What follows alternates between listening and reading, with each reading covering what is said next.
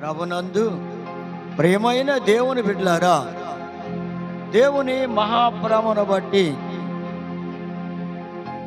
ఆరాధనని ప్రార్థనతో ప్రారంభించుకుందాం. స్తోత్రం తండ్రి, ప్రేమగల దేవుడవు, సర్వశక్తిమంతుడైన దేవుడు, మహిమా స్వరూపి అయిన దేవా, మీకు స్తుతులు స్తోత్రాలు చెల్లిస్తున్నాం ప్రభు. మీ దివ్యమైన వెలుగులో మమ్మల్ని నడిపించండి. ఒక్కొక్క ఆత్మకు కావలసిన వర్తమానాన్ని దయచేసి మహిమ ఘనత ప్రభావములు పొందమని యేసయ్య పరిశుద్ధమైన నామమును బట్టి ప్రార్థించి వాడుకొనుచున్నాము తండ్రి గారు. ఆమేన్.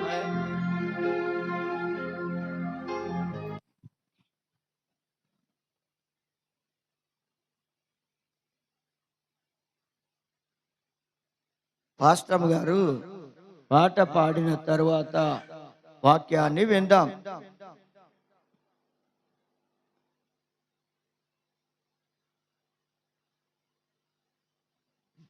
జెసికా పాట పాడిన తర్వాత వాక్యాన్ని విందాం.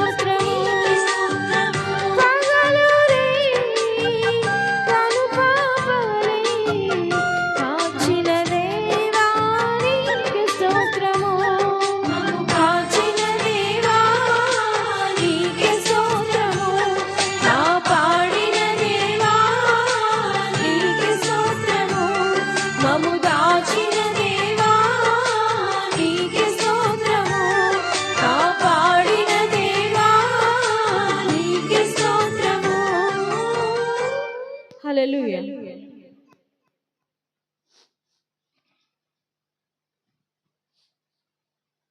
దేవునికి స్తోత్రం.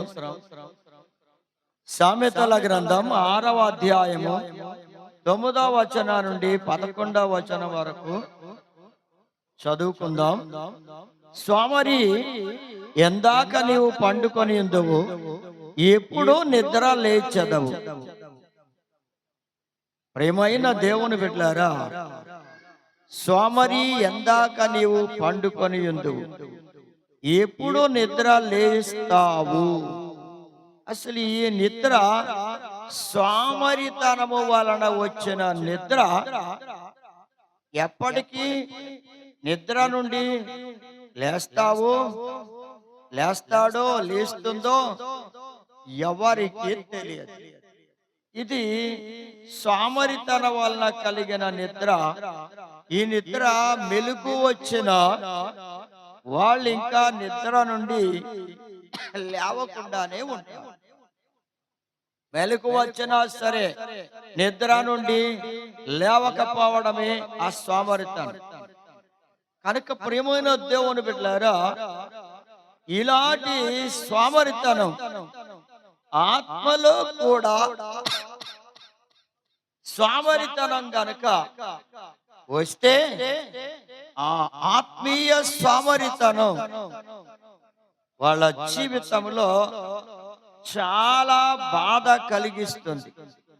కనుక శరీర సంబంధమైన సోమరితనమే అదే ఆ కుటుంబానికి లేదా ఆ వ్యక్తికి నష్టాన్ని కలిగిస్తూ ఉంటే, ఆత్మీయ సోమరితనం, ఆత్మలో సోమరితనం కలిగి ఉంటే ఆ ఆత్మకు నష్టమే గాని మేలు కలగదు.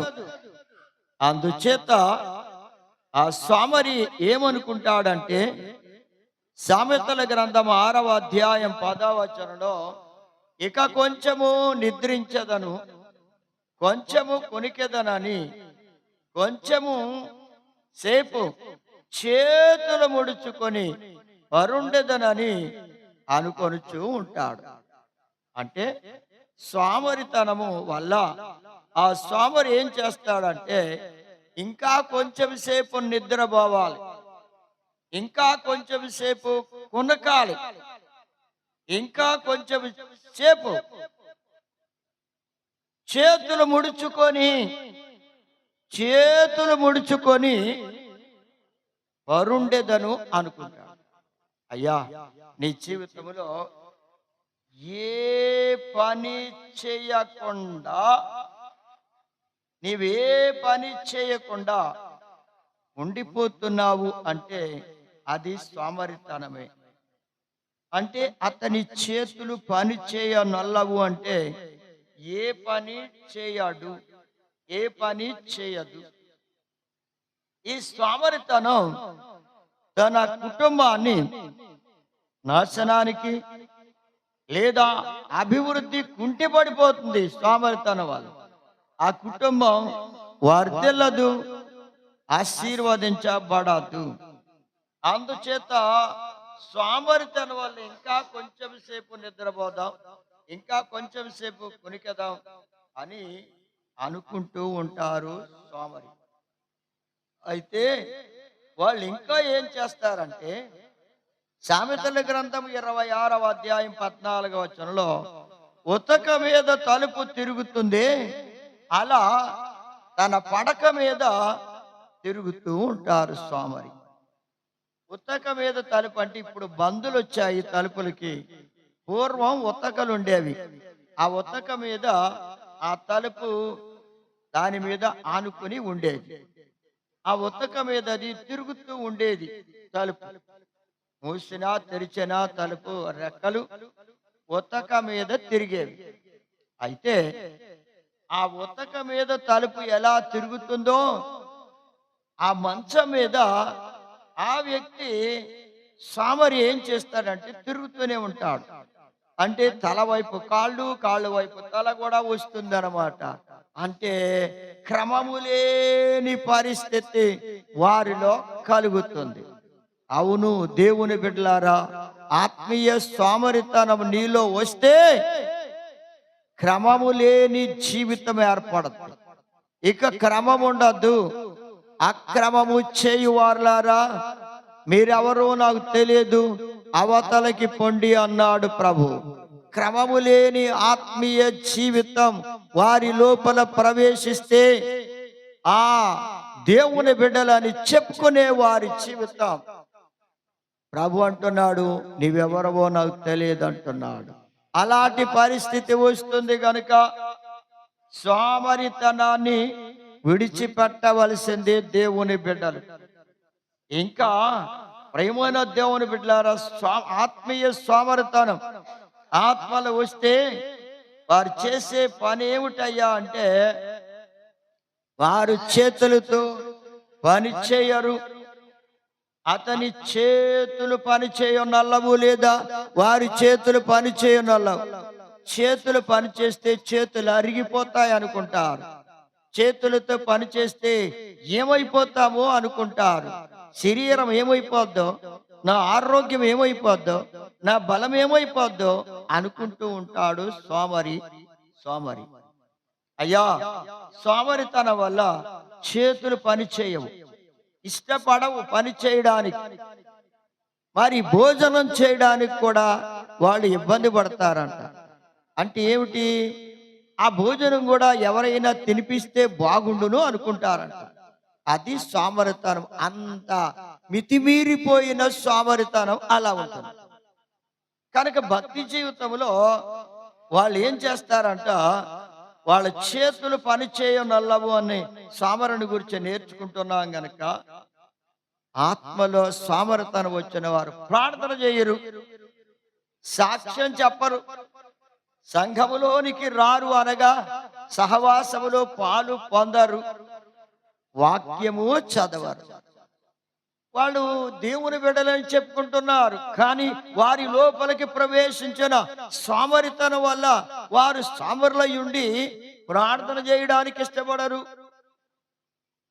పాటలు పాడడానికి ఇష్టపడరు, సాక్ష్యం చెప్పడానికి అసలే ఒప్పుకోరు,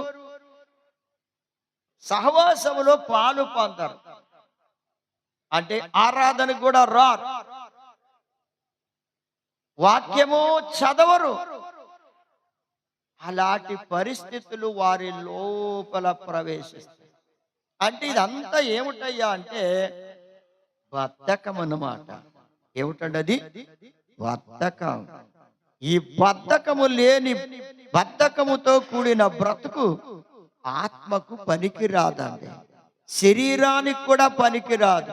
బద్ధకంతో ఉన్న వారి జీవితంలో వ్యాధులన్నీ వారికి దగ్గరగా వస్తాయంట. బద్ధకంతో పనిచేసేవారు, బద్ధకంతో ఉండేవారికి వాళ్ళు పనిచేయరు బద్ధకం వల్ల. అలాంటి వారి దగ్గరకి వ్యాధులు కూడా వచ్చి పొంచి ఉంటాయంట. కనుక ప్రేమైన దేవుని బిడ్డలారా, దేవుని పాద సన్నిధిలో ప్రార్థన చేయలేని స్థితి నీ లోపలికి వస్తుందంటే అది కూడా సోమరితనమే. సాక్ష్యం ఇవ్వకపోవడం, ఇప్పుడు కాదులే, కాసేపు నాకు ప్రార్థన చేయొచ్చు, ఇంకా కొంతసేపు ఉన్న తరువాత ప్రార్థన చేసుకోవచ్చులే అని పోస్ట్ పోన్ చేసుకుంటూ ఉంటారు, చెయ్యరు ప్రార్థన. అలా గడిపేస్తారు వృధాగా, కాలమంతా వృధాగా గడిపేవారే సోమరులు. వాళ్ళకి నిద్రపోవడానికే ఒప్పుకుంటారండి. వాళ్ళు ఏ కోశాన్ని మెలకువ తెచ్చుకొని ప్రార్థన చేద్దాము అనుకోరు. వాళ్ళు నిద్రే అంటే సోమరితనం. ఇంకా నిద్రపోవాలి. ఏమంటే నిద్రపోయే నిద్రకి అంతు ఉండదంట. అంటే దానికి బిగినింగు ఎండింగు ఉండదు. There is no beginning and ending.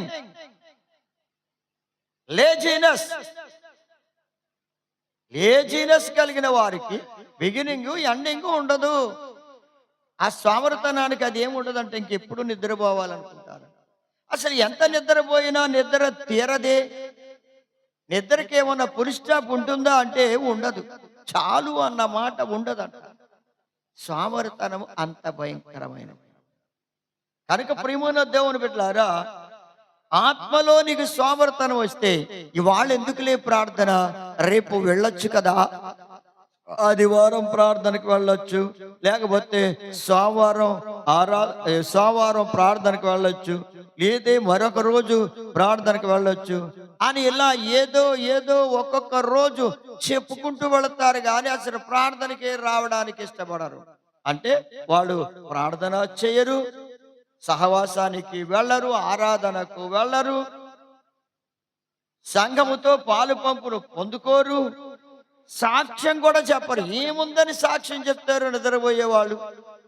ఉదయం మొదలుకొని సాయంకాలం వరకు వాళ్ళు టోటల్గా నిద్రపోయేది ఎక్కువ సమయం, వారు మెలకుగా ఉండేది తక్కువ సమయం. అంటే ఎంత బద్ధకమా!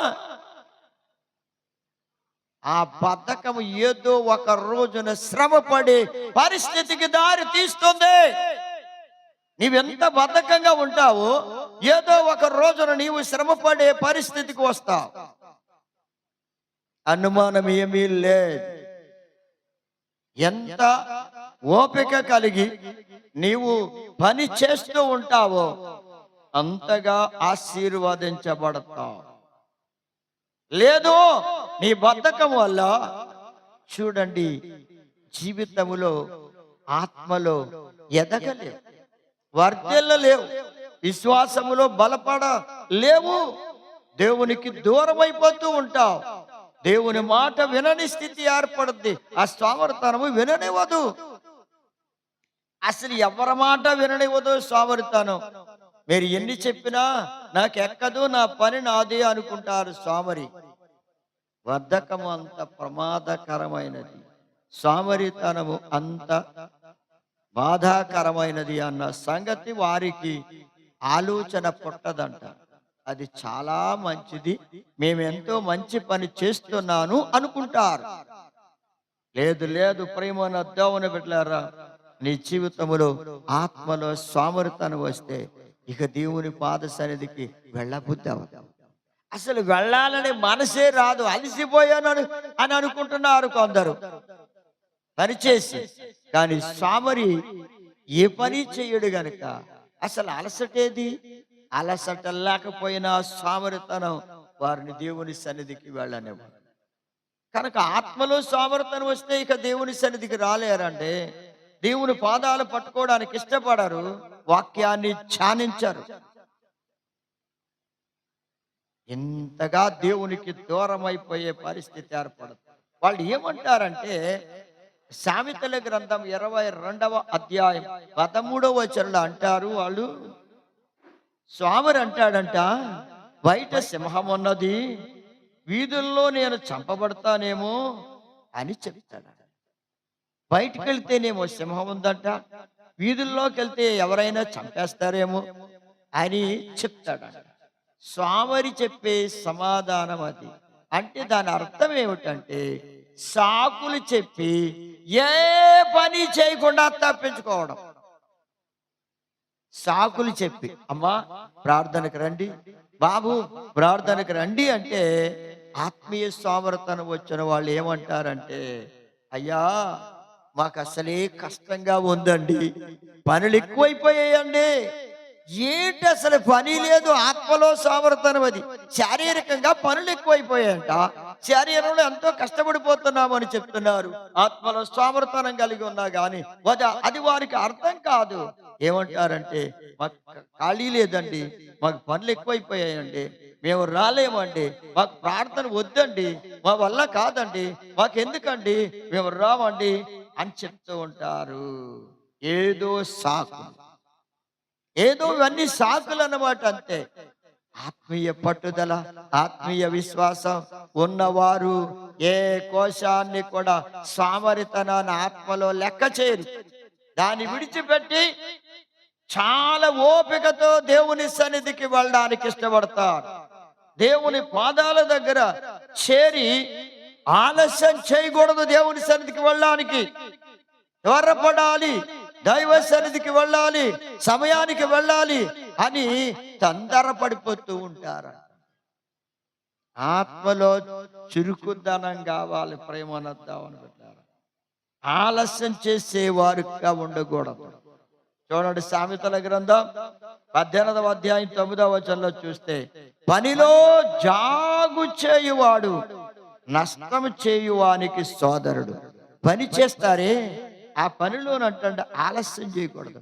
ఏదైనా ఒక పని నువ్వు చేస్తున్నప్పుడు ఆ పనిలో ఆలస్యంగా చేస్తున్నావు అనుకో, ఆ పని రేపటికి ఎల్లుండికి కూడా ఉంచుకోవచ్చు మనం, కానీ ఆ పని ఆలస్యంగా చేస్తా ఉంటారు. వెంటనే ఆ చెయ్యవలసినంత పని చెయ్యరు. పనిలో ఆలస్యం చేసేవారు నష్టము చేయువానికి సోదరుడు. పనిలో ఆలస్యం చేయకూడదు, ప్రార్థనలో ఆలస్యం చేయకూడదు, దేవుల్లో ఎదగడానికి ఆలస్యం చేయకూడదు, ఆత్మలో బలపడడానికి ఆలస్యం చేయకూడదు. నువ్వు రోజు రోజుకి బలహీన పడిపోతున్నావు అన్న సంగతి నీకు అర్థం కావడం లేదు సోదరి సోదరుడా. ఇంకా ఇంకా ఆలస్యం చేస్తున్నావంటే నీవెవరికి సోదరుడవైపోయావో తెలుసా? సాతానుకి సోదరుడవు, సోదరివి అయిపోయావు. అందుకే వాడు నిన్ను ఆత్మలో ఎదగనివాడు, బలపడనివాడు, దేవుని మాట విననివ్వకుండా నిన్ను లోకము తట్టు, లోకాశల తట్టు, సంపాదన వైపు, లోకాశల వైపు, లోక కార్యాల వైపు నీ మనస్సును అటు నడపాలని చూస్తూ ఉంటాడు, ఆలస్యం చేస్తాడు. దేవుని సన్నిధంటే ఇక ఎందుకు లేండి, ఇప్పుడు ఎందుకు లేనడని ఆలస్యం, వెళ్ళొచ్చలే అని ఆలస్యం, అప్పుడే అయిపోతుందా, అవ్వదులే అని ఆలస్యం, ఏదోదో ఆలస్యం. ఎంత చేసినా ఆలస్యమే చేస్తూ ఉంటారు కానీ వారి ఎట్టి పరిస్థితుల్లో చురుకుదానం తెచ్చుకోరు, ప్రార్థనకు రావడానికి ఇష్టపడారు. అంటే దెస్సలోనికి రాసిన 2వ పత్రిక 3వ అధ్యాయం 11వ వచనంలో ఉన్నట్లుగా, మీలో కొందరు ఏ పని చేయనల్లరు, పరుల జోలికి పోవచ్చు, అక్రముగా నడుచుకొనుచున్నారు. అవును, సోమరితనం వల్ల క్రమం తప్పిపోతారండి. ఆత్మలో క్రమం తప్పిపోతారు, విశ్వాసంలో క్రమం తప్పిపోతారు, దేవుని కొరకు నడవడంలో క్రమం తప్పిపోతారు, దేవుని కొరకు జీవించడంలో క్రమం తప్పిపోతారు, దైవ చిత్తానుసారంగా చేయడంలో క్రమం తప్పిపోతారు. అన్ని అక్రమమే అక్రమమే. అయ్యా, అక్రమంగా నడవడం మొదలు పెడతారంట. ఇక పాస్టర్ గారు చెప్పినా ఎవరు చెప్పినా వారు ఏమి వినరు. ఎందుకంటే అక్రమంగా నడుచుకోవడం వారికి అలవాటు అయిపోయిందంట. రోజంతా వృధాగానే గడిపేస్తారు. అది ఏ పని చేయని వారు. ఇంకా పోనీ అలా చేయటం లేదనుకుంటే పరుల జోలికి కూడా వెళ్ళి అందరినీ కదుపుతూ ఉంటారంట, అందరికీ ఏదో చెప్తా ఉంటారంట, ఏదేదో కొండేలు చెప్పి ఉన్న విశ్వాసాన్ని కూడా పాడు చేస్తారంట. అలాంటి పరిస్థితి ఆత్మీయ సోమరితనం, సోమరులో వచ్చే పరిస్థితి. మరి ఆత్మీయ సోమరితనం వస్తే సామెతల గ్రంథం 12వ అధ్యాయం 24వ వచనంలో అన్నాడు, సోమరులంట వెట్టి పనులు చేయవలసి వస్తుంది. సోమరితనం వల్ల ఏ పనులు, వెట్టి పనులు చేస్తారంటే దాస్యములోనికి వెళ్ళిపోతారంట, దాసులైపోతారు. అంతే, సోమరితనం వల్ల దాసులైపోతారు. వెట్టి పని చేసేవాడంటే దాస్యం చేసేవాడు, దాసుడు అంతే, దాసుడైపోతాడు, దాస్యము చేసే వ్యక్తిగా మారిపోతాడు. ఎవరికి దాసుడు? ఆత్మలో సామర్థ్యం వచ్చిన వారు సాతానికి దాసుడు, సాతానికి దాసుడైపోతాడంటండి. ఇక వాడు విడుదల పొందడానికి ఇష్టపడడు, సాతానుకు దాసుడయ్యి వాడి ఇష్టానుసారంగా జీవించడానికి సిద్ధపడతాడు. అందుకనే అన్నాడు, శ్రద్ధగా పని చేసేవారు ఏలుబడి చేస్తారంట. శ్రద్ధగా పని చేయాలి. వారి సోమరి శ్రద్ధగా పని చేయడు. అసలు శ్రద్ధ లేకే కదా సోమరితనం వల్లే శ్రద్ధ పోయింది, సోమరితనం వల్లే ప్రార్థన లేదు, సోమరితనం వల్లే విశ్వాసం తగ్గిపోయింది, సోమరితనం వల్లే ఆత్మీయ జీవిత విధానం అంతా క్రమం తప్పిపోయింది. అయినా ప్రేమనొద్దామని పెట్టారా, శ్రద్ధగా పని చేస్తే వారు ఏలుబడి చేస్తారు. యోసేపును చూడండి, శ్రద్ధగా పని చేశాడు, ఆ దేశములో ఏలుబడి చేసే అధికారిగా దేవుడు అతన్ని సిద్ధం చేశాడు ఐగుప్తు దేశములో. యోసేపు మరి నీ జీవితంలో శ్రద్ధగా నీవు పని చేస్తే, దేవుని పనిలో నీవు శ్రద్ధగా ఉంటే, దేవుడు నిన్ను ఏం చేస్తాడండి? ఒక అధికారిగా, ఏలుబడి చేసే వ్యక్తిగా చేస్తాడు. ఇంత గొప్ప దేవుడు అండి. ఏలుబడి చేసే వ్యక్తిగా, అధికారిగా చేస్తాడు. సోమరితనం వల్ల వాళ్ళు ఎంత బలహీనలు అవుతారో చూడండి. సామెతల గ్రంథం 12వ అధ్యాయం 27వ వచనంలో అన్నాడు, సోమరితనం అంట, సోమరి వేటాడుతాడు, వేటాడినా పట్టుకోలేడు. వేటాడితే ఏదో ఒక జంతువును పట్టుకోవాలి. వేటాడిన వాడు ఒక జంతువుని పట్టుకోలేకపోతున్నాడంటే వాడు వేట ఎలాంటిది అంటే, సోమరి గనుక వాడు ఏ మాత్రం కూడా ఒక్క జంతువును కూడా సాయంకాలం వరకు వేటాడిన పట్టుకోలేడు. అంటే అతనిలో చురుకు లేదు గనుక వాడికంటే ముందుగానే పరిగెత్తుకుపోతున్నాయి జంతువులు. ఇక ఏ జంతువును పట్టుకుంటాడు? ఏది దొరకదు అతను. సామర్లు ఎంత పరిగెత్తినా, ఎంత వేటాడినా వారికి ఏది దొరకదండి. సామరుల జీవితం అలాంటిది. అందుకే ప్రేమను అద్దామని పెట్టారా, మరి చూడండి, వాళ్ళు ప్రార్థన చేస్తారు. ఆత్మీయ సోమరతనం వచ్చిన వాళ్ళు ఎంత ప్రార్థన చేస్తారంటే, ఏది కావాలని కోరుకుంటున్నారో ఆ కావలసిన దానికోసం ఎంతో ప్రార్థన చేస్తారంట, అది పొందలేరు. అంటే పట్టుకోలేరు. సోమరి అంట వేటాడినా పట్టుకోలేడు. ప్రార్థన చేసినా గాని వాళ్ళు అనుకున్నది, వాళ్ళకి కావాలనుకున్నది, పొందాలనుకున్నది పొందలేరు. ఏం దొరకదు వాళ్ళకి. ఏం దొరుకుద్ది? సోమరితనం వల్ల వారు ఏది పొందుకోలేరు. దేవుని ద్వారా కార్యాలు చూడలేరు, దేవుని దర్శనాలను చూడలేరు, దేవుని స్వరం వినలేరు, దేవుని కార్యాలను చూడలేరు. ఆయన్ని అడిగినా ఏది పొందుకోలేరు. వేటాడిన వాళ్ళ వేట అలాడింది. అంటే వాళ్ళు వేటాడే విధానము మారిపోయింది. అది క్రమము లేని విధానం. అందుకే వారికి ఏమీ దొరకదు.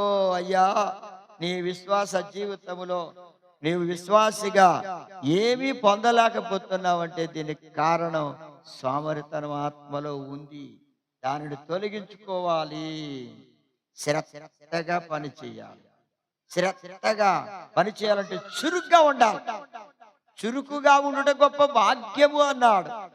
చురుకు అంటే ప్రియమైన దేవుని బిడ్డలారా, నిర్గమకాండములో చూస్తే మొదటి అధ్యాయము 19వ వచనంలో అంటున్నాడు, అందుకు ఆ మంత్రసానుడు, హెబ్రీ స్త్రీలు ఐగుప్తు స్త్రీల వంటి వారు కారు, హెబ్రీ స్త్రీలు చురుకైన వారు, మంత్రసాని వారి వద్దకు వెళ్ళక మునిపే వారు ప్రసవించి ఉంటారని ఫరోతో చెప్తున్నారు మంత్రసాని.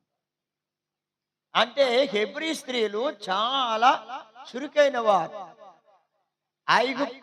ఐగుప్తు దేశపు స్త్రీల కంటే చురుకైన వారు అంటారు. ప్రేమైన దేవుని బిడ్డలారా, దేవుని నమ్ముకున్న దేవుని బిడ్డలు చురుకైన వారిగా ఉంటారు. మరి ఆ చురుకుతనం పోయింది అంటే నీ లోపలికి సోమరితనం వచ్చిందేమో గమనించుకోవాలి. చురుకుతనం వల్ల వారు చురుగ్గా ఉన్నారు గనక రాబోయే శ్రమను, కలగబోయే కష్టాన్ని, రాబోయే శోధన నుంచి వాళ్ళు తప్పించుకుంటున్నారు. ఎంత గొప్ప కార్యం వాళ్ళు చూస్తున్నారంటే చురుకైన వారు గనక వాళ్ళకొచ్చే ప్రమాదాల నుంచి తప్పించుకుంటున్నారు, వాళ్ళకొచ్చే కీడు నుండి తప్పించుకుంటున్నారు, వాళ్ళకొచ్చే శోధన నుండి విడుదల పొందుతున్నారు. కారణం ఏంటంటే చురుకైన వాళ్ళు గనక వాళ్ళు ఏమవుతున్నారంటే వాళ్ళు ముందే ప్రసవించేస్తున్నారు. మంత్రసానులు రాకముందు అక్కడ ప్రమాదం ఉంది. మంత్రసానులకు ఫరో ఆజ్ఞ ఇచ్చాడు, మగ పిల్లలందరినీ చంపేయండి, పుట్టిన వెంటనే ఆ కాన్పు పీట మీదే చంపేయండి అని ఆజ్ఞ ఇచ్చాడు ఫరో. వాళ్ళు మంత్రసానులు రాకముందే ప్రసవిస్తున్నారు. చురుకైన వాళ్ళు గనక నొప్పులు పడుతున్నారు, బాధలు పడినా ఆ రాకముందే మంత్రసాన్ని పిలిపించే వచ్చే లోపుగా వీళ్ళు ప్రసవించేస్తారు. అది హెబ్రీ స్త్రీల్లో ఉండే చురుకైన గుణం. దేవుని బిడ్డల్లో చురుకుదనం ఉండాలి. ఆత్మలో చురుకుదనం కలిగి దేవుని కొరకు నమ్మకమైన బిడ్డలుగా విశ్వాసంలో ఎదుగుతూ ఆత్మలో అభివృద్ధి చెందుతూ ఉండాల్సిన వాళ్ళు దేవుని పిల్లలు. చురుకైన వారిగా ఉండాలి, అంతేగాని సామర్థ్యంగా ఉండకూడదు. కానీ ఐగుప్తు స్త్రీలు వాళ్ళు బద్ధకంగా ఉంటున్నారు. మరి దేవుని బిడ్డలారా, మీరు ఏ స్థితిలో ఉన్నారో ఒకసారి మిమ్మల్ని గురించి మీరు ఆలోచన చేసుకోండి. బద్ధకంగా పనిచేసేవాళ్ళు ఏమవుతారో తెలుసు. సామెతల గ్రంథం 10వ అధ్యాయం 4వ వచనంలో చెప్తున్నాడు దేవుడు, బద్ధకంగా పనిచేసేవారంట దరిద్రులగును. ఏమైపోతారండి?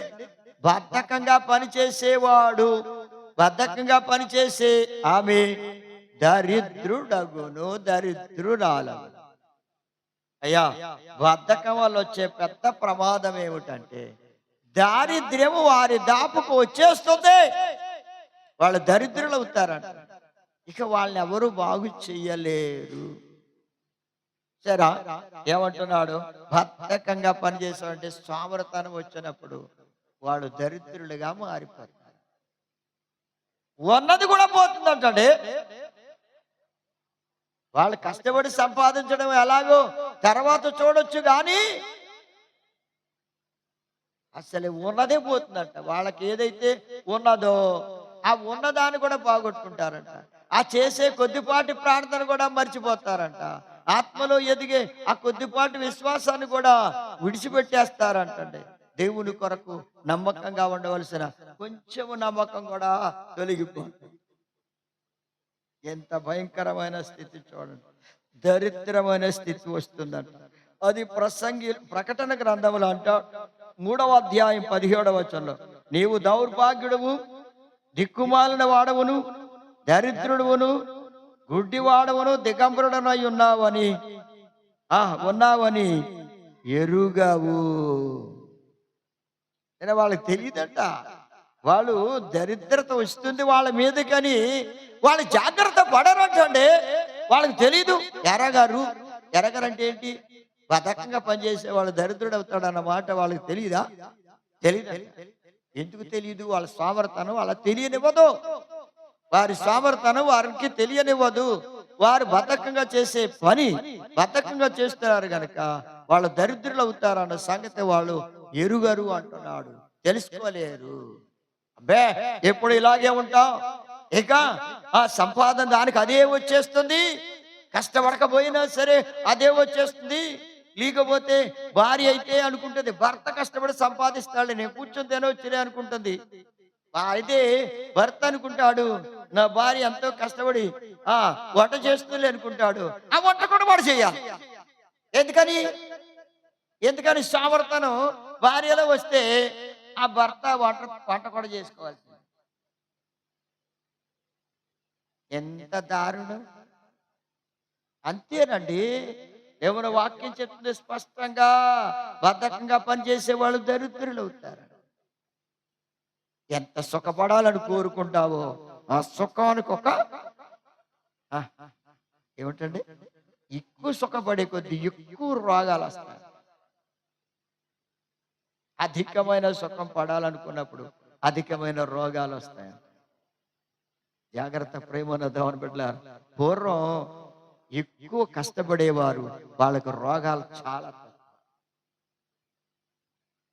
ఇప్పుడు సుఖం ఎక్కువ పడాలని కోరుకున్నారు, ఎక్కువ రోగాలు వస్తాయి. కనుక ప్రేమన్న దేవుని బిడ్డలారా, శ్రద్ధగా పనిచేయడం నేర్చుకోండి. బద్ధకంగా పనిచేయద్దు. దరిద్రత దాపుకొచ్చేస్తుంది. జాగ్రత్త. ఇప్పుడైనా నువ్వు జాగ్రత్త పడి సరి చేసుకుంటే నువ్వు మేలు పొందుతావు. అందుకే దేవుని వాక్యం అంటుంది సామెతల గ్రంథం 6వ అధ్యాయం. అంతేకాదు, ఇంకొక మాట విందాం చూడండి. ప్రసంగి 10వ అధ్యాయం 18వ వచనం అంటున్నాడు, సోమరితనం వల్ల ఇంకేం జరుగుతుందో అది కూడా విందాం. సోమరితనం చేత ఇంటికప్పు దిగబడిపోతుందంట. ఇంటికప్పు దిగబడిపోతుంది. చేతులు బద్ధకము చేత ఇల్లు కురిసేస్తుందంట. ఇల్లు కురియును. చూడండి, ఇంటి కప్పు దిగబడిపోతుందంటే కూలిపోతుంది. ఇల్లు ఏమవుతుంది? కూలిపోతుంది. ఇంట్లో వర్షం కురుస్తుంది, ఇంటి కప్పు కూలిపోతుంది. అంటే ప్రియమైన దేవుని బిడ్డలారా, సోమరితనం వల్ల ఇలా జరుగుతుంది కనుక మరి నీ హృదయమే, నీ ఆత్మ, నీ దేహము దేవునికి ఇల్లు అయి ఉంది కనుక నీ ఆత్మీయ ఇల్లు, నీ ఆత్మే దేవునికి ఇల్లు. మరి నీ ఆత్మనే ఇల్లు అది గనక సోమరితనం వల్ల, బద్ధకం వల్ల ఏమవుతుందో తెలుసా? కూలిపోతుందంట. ఆత్మీయ ఇల్లు, నీ ఆత్మ అనే ఇల్లు కూలిపోతుంది ఒక రోజున. ఎందుకో తెలుసా? సోమరితనం వల్ల ఆత్మలో కూలిపోయే స్థితి ఏర్పడుతుంది. విశ్వాసములో ఉండలేవు, దేవుని కొరకు నమ్మకమైన బిడ్డగా జీవించలేవు, ఆత్మలో కూలిపోయే స్థితి. ఇక కూలిపోతే ఇక ఎవరు కూడా వారిని లేవనెత్తలేరు. అందుకే అంటున్నాడు, సోమరితనం చేత ఇంటి కప్పు కూలిపోతుంది, ఇంట్లో వర్షం కురిసేస్తుంది. అవును బిడ్డలారా, జాగ్రత్తగా ఆలోచించండి. విశ్వాసం పాడైపోద్ది, జాగ్రత్త. నీ ఆత్మ ఇల్లు కూలిపోతుంది, నీ విశ్వాసం పాడైపోతుంది.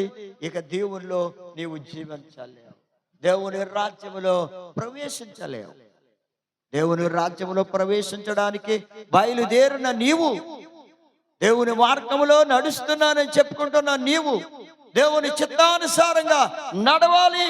అందుకే సోమరి చీమల యొద్దకు వెళ్ళి, ఎక్కడికి వెళ్ళాలంటే 6:6 సామెతల గ్రంథం 6వ అధ్యాయం 6వ వచనం, సోమరి చీమల యొద్దకు వెళ్ళు, వాటి నడతలు కనిపెట్టి జ్ఞానం తెచ్చుకోవాలి. ఏం కనిపెట్టాలండి? ఏం కనిపెట్టాలి? చీమల యొక్క నడకలను చీమల యొక్క నడకలనంట, ఆ నడతల్ని కనిపెట్టాలి. ఏమిటి చీమ యొక్క నడత? అది వేసవి కాలంలో ఏం చేస్తుందో తెలుసా? 8వ వచనంలో అన్నాడు, వేసవి కాలంలో ఆహారాన్ని సిద్ధం చేసుకుంటుంది, అలాగే కోతకాలమందు ధాన్యాన్ని కూర్చుకుంటుంది. కోతకాలమందు ధాన్యాన్ని కొట్లలో దాచిపెట్టుకున్నట్లుగా అది భూమి యొక్క నేల అడుగు భాగాన్ని రంధ్రాల్లో స్టోర్ చేసుకుంటుందండి. ధాన్యాన్ని స్టోర్ చేసుకుంటుంది. దేవుని బిడ్డలారా, అందుకే దేవుని పిల్లలు ఏం చెయ్యాలి అంటే చీమల దగ్గరకు వెళ్ళి బుద్ధి తెచ్చుకోవాలి.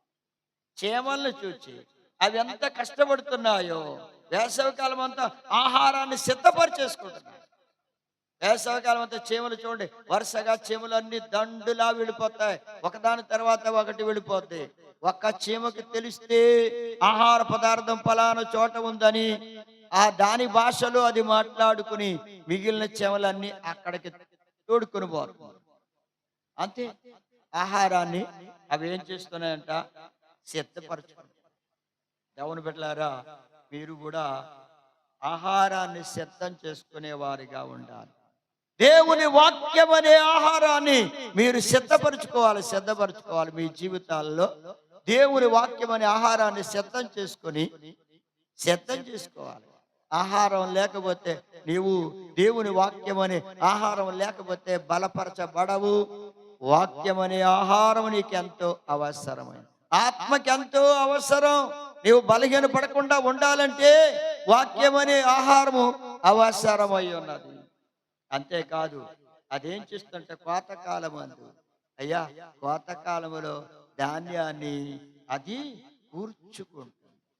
అలాగే మీరు కోతకాలం వచ్చే ఆ సమయంలో, అనగా దేవుని సన్నిధికి వచ్చిన మీరు, దైవ సన్నిధిలో మీరు దేవుని వాక్యం అనే ఆ ధాన్యాన్ని కూర్చుకోవాలి, స్టోర్ చేసుకోవాలి. మీ హృదయాల్లో దేవుని వాక్యాన్ని నిలవపోసుకోవాలి, భద్రం చేసుకోవాలి. దేవుని వాక్యం అనే ధాన్యాన్ని, ఆ గింజల్ని మీ హృదయంలో వాక్యం అనే గింజల్ని భద్రం చేసుకోవాలి. అంటే ఏం చేయాలంట? మీరు ఆహారాన్ని సిద్ధపరచుకోవాలి, ధాన్యాన్ని కూర్చుకోవడం నేర్చుకోవాలి. కూర్చుకోవాలి ధాన్యాన్ని. ధాన్యాన్ని కూర్చుకుంటేనే కదా ఆ గాది నిండేది. నీ హృదయం అనే గాది నిండాలి. దేవుని వాక్యమును కూర్చుకోండి. దానికి సామర్థ్యాన్ని విడిచిపెట్టండి. దేవుని బిడ్డలారా, ఆత్మలో చురుకుదనం కలిగిన వారిగా, చురుకైన వారిగా ఉంటే గొప్ప భాగ్యం.